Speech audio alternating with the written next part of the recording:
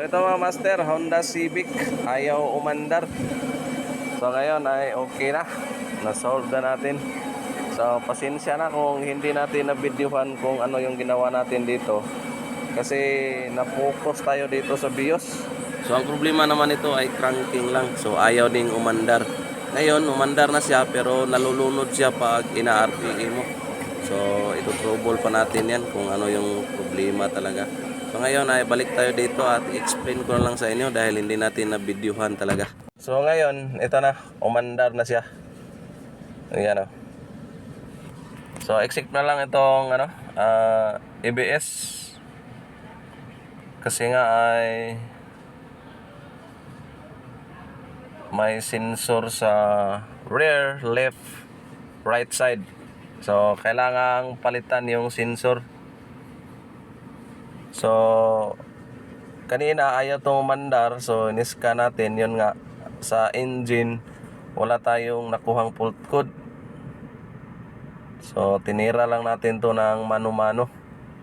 So yung fault code na nakuha natin is yung ABS lang, yung nakailaw, kasi may sensor na kailangang palitan.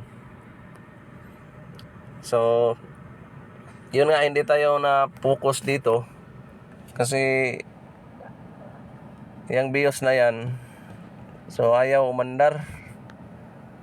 Kaya pagpasok nito kanina, so hindi na tayo nakapag-video dahil nga ay nagmamadali tayo.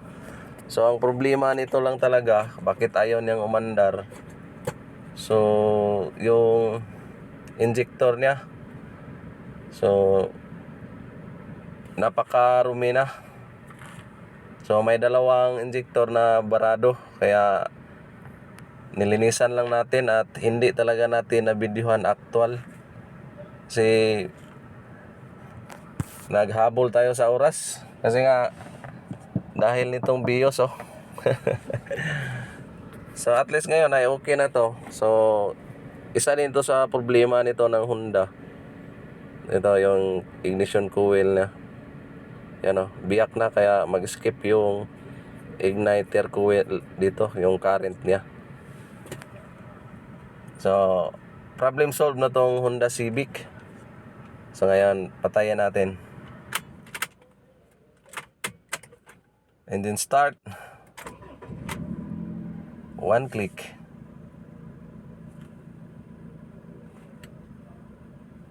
RPM check. Yun.